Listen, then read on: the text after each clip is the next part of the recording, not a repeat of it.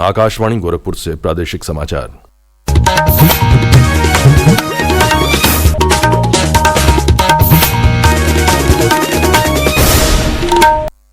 नमस्कार, समाचार बुलेटिन के साथ मैं विकास राय। पहले मुख्य समाचार।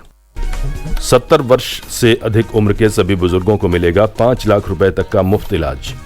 प्रधानमंत्री नरेंद्र मोदी ने की योजना की शुरुआत। सरदार वल्लभ भाई पटेल की 150वीं जयंती पर पूरे प्रदेश में आयोजित हुए कार्यक्रम। मुख्यमंत्री योगी आदित्यनाथ ने लखनऊ में रन फॉर यूनिटी को दिखाई हरी झंडी।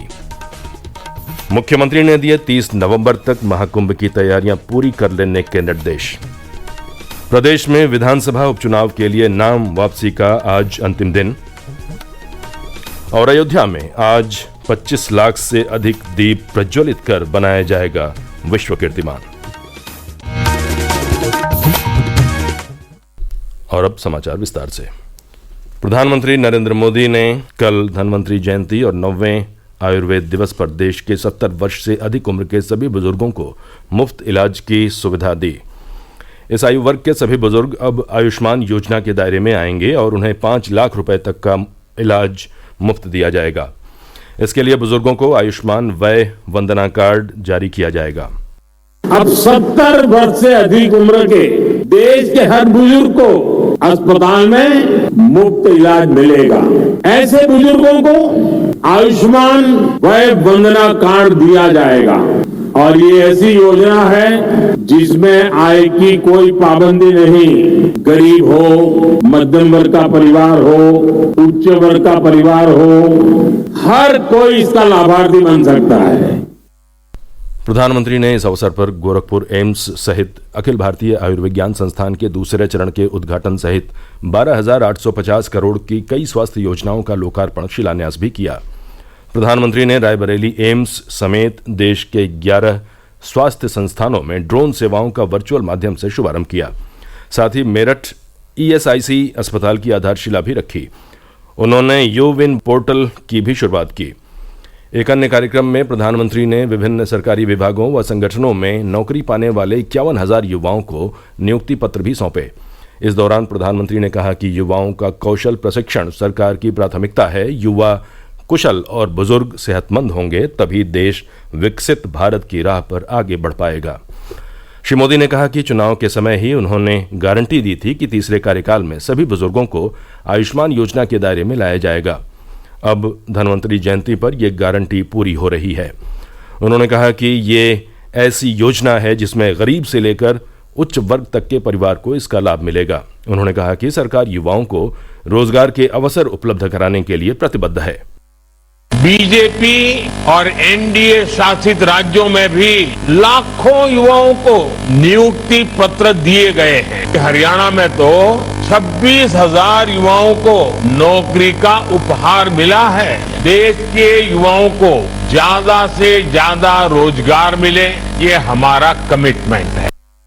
रोजगार मेले लखनऊ, वाराणसी, बरेली और गोरखपुर समेत देश के 40 स्थानों पर आयोजित किए गए। आयुर्वेद दिवस पर आयोजित कार्यक्रम में प्रदेश के मुख्यमंत्री योगी आदित्यनाथ मेरठ से वर्चुअली शामिल हुए और स्वास्थ्य संबंधी विभिन्न परियोजनाओं की सौगात देने के लिए प्रधानमंत्री का आभार जताया। ESIC के हॉस्पिटल के शिलान्यास, आयुष्मान भारत की सुविधा 70 वर्ष से ऊपर के प्रत्येक नागरिक के लिए प्रारंभ होने, उत्तर प्रदेश के अंदर CDRI और एम्स गोरखपुर को भी आधुनिक सुविधाओं से लैस करने की परियोजना के साथ ही तमाम नए चिकित्सा संस्थान देश के अंदर प्रारंभ करने के लिए आदरणीय प्रधानमंत्री जी के प्रति आभार व्यक्त करता हूं। कार्यक्रम में श्री योगी ने कहा कि आज हर जनपद में मेडिकल कॉलेज बन रहे हैं। ऐसे में मेरठ पश्चिमी उत्तर प्रदेश के सबसे बड़े इंफ्रास्ट्रक्चर के रूप में उभरा है। लौह पुरुष सरदार वल्लभ भाई पटेल की 150वीं जयंती पर कल प्रदेश के सभी जिलों में विभिन्न कार्यक्रम आयोजित हुए। मुख्यमंत्री योगी आदित्यनाथ ने लखनऊ में रन फॉर यूनिटी को हरी झंडी दिखाकर रवाना किया। इस दौड़ में बड़ी संख्या में लोगों ने हिस्सा लिया। इस अवसर पर मुख्यमंत्री ने कहा कि ये आयोजन हर नागरिक को स्वस्थ और एकजुट रहने की प्रेरणा देता है। उन्होंने कहा कि भारत की आज़ादी और आज के भारत की अखंडता में सरदार पटेल का महान योगदान है। मुख्यमंत्री ने कहा कि रन फॉर यूनिटी का आयोजन न सिर्फ हमारे स्वास्थ्य के लिए लाभप्रद है बल्कि सरदार पटेल के एकजुट भारत के सपने को भी बल प्रदान करता है। उन्होंने कहा कि ये न सिर्फ एकता की दौड़ है बल्कि स्वस्थ रहने के संकल्प का प्रतीक भी है। इस मौके पर श्री योगी ने सभी को देश की एकता और अखंडता को बनाए रखने की शपथ दिलाई। वह शपथ जो राष्ट्रीय एकता की होगी, अखंडता की होगी, आंतरिक सुरक्षा की होगी, क्योंकि अगर देश की सुरक्षा पर कोई सेंध लगा रहा है, एक सजग नागरिक के रूप में हम मौन बने नहीं बैठ सकते। एक नागरिक कर्तव्य के रूप में हम सबका भी दायित्व बनता है कि हम भी इस राष्ट्र रूपी यज्ञ में अपना योगदान दें। उधर गोरखपुर के प्रभारी मंत्री स्वतंत्र देव सिंह ने नौकायन से शुरू हुई रन फॉर यूनिटी दौड़ में शामिल होकर युवाओं का उत्साह बढ़ाया। प्रदेश की 9 विधानसभा सीटों के लिए आज नामांकन वापस लेने का आखिरी दिन है। नामांकन पत्रों की जांच का कार्य कल पूरा हो गया। अब चुनावी मैदान में जो उम्मीदवार बचे हैं उनमें मुजफ्फरनगर की मीरापुर विधानसभा सीट से 12, सीसामऊ विधानसभा सीट पर 6, कुंदरकी और गाजियाबाद सीट पर 14, मझवान सीट पर 13, फूलपुर और कटहरी सीट पर 12, करहल पर 7 और खैर विधानसभा सीट पर 5 प्रत्याशी के नामांकन पत्र जांच में सही पाए गए। वहीं उत्तर प्रदेश निर्वाचन आयोग ने कल से मतदाता सूची 2025 का पुनरीक्षण कार्य शुरू कर दिया है, जो 28 नवंबर तक चलेगा। जिन सीटों पर उपचुनाव चल रहे हैं वहां संक्षिप्त पुनरीक्षण कार्यक्रम स्थगित रहेगा। उधर मतदाता सूची पुनरीक्षण कार्यक्रम से जुड़े जिला निर्वाचन अधिकारियों सहित सभी अधिकारियों के स्थानांतरण पर 6 जनवरी तक निर्वाचन आयोग ने रोक लगा दी है। जहां स्थानांतरण करना आवश्यक होगा वहां सरकार को आयोग से पूर्व अनुमति लेनी होगी। प्रादेशिक समाचार आप आकाशवाणी गोरखपुर से सुन रहे हैं। ये समाचार बुलेटिन हमारे YouTube channel AIR news Gorakhpur और एक्स हैंडल AIR न्यूज_GKP पर भी उपलब्ध है। मुख्यमंत्री योगी आदित्यनाथ ने महाकुंभ 2025 के दौरान गंगा और यमुना नदी में गंदा पानी नहीं गिरने देने की व्यवस्था सुनिश्चित करने के साथ ही तैयारियों से जुड़े सभी काम 30 नवंबर तक पूरा कर लेने के निर्देश दिए हैं। उन्होंने कहा कि मेला क्षेत्र में सूचना, स्वच्छता और सुरक्षा जैसी सुविधाओं की बेहतर व्यवस्था की जाए।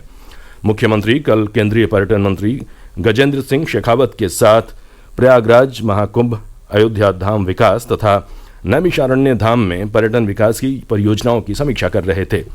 उन्होंने हनुमान मंदिर कॉरिडोर, अक्षयवट पातालपुरी, सरस्वती कूप, भारद्वाज आश्रम, दशाश्वमेध घाट और नाग वासुकी मंदिर के पर्यटन विकास संबंधी कार्य भी 30 नवंबर तक पूरा कर लेने का निर्देश दिया।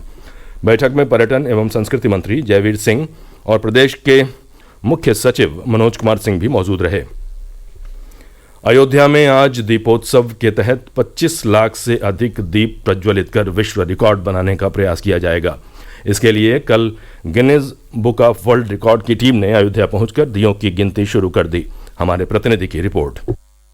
रामलला के दिव्य और भव्य मंदिर में विराजमान होने के बाद यह पहला दीपोत्सव है, इसीलिए इसे खास बनाने के लिए प्रशासन ने सभी तैयारियां पूरी कर ली हैं। दीपोत्सव के शुभारंभ पर 4 किलोमीटर तक शोभा यात्रा में कलाकारों के विभिन्न दल रामायण के विविध प्रसंगों का मंचन करेंगे। दीपोत्सव में मुख्यमंत्री योगी आदित्यनाथ के साथ बतौर मुख्य अतिथि केंद्रीय पर्यटन व संस्कृति मंत्री गजेंद्र सिंह शेखावत शामिल होंगे। इस बार लक्ष्मण किला घाट से नया घाट तक 1100 वेदाचार्यों के साथ सरयू आरती और 25 लाख से अधिक दीप जलाने का गिनीज वर्ल्ड रिकॉर्ड भी बनाया जाएगा। वहीं पूरे अयोध्या में करीब 35 लाख से अधिक दीप जलाए जाएंगे। दीपोत्सव को खास बनाने के लिए लाखों दीपों के मध्य अविरल सरयू धारा, राम की पैड़ी पर पानी के बीचों बीच भव्य स्टेज पर कलाकार सांस्कृतिक कार्यक्रम पेश करेंगे। साथ ही म्यूजिकल रेजर और ड्रोन शो भी आयोजित होगा। तन्मय सोनी, आकाशवाणी समाचार, अयोध्या।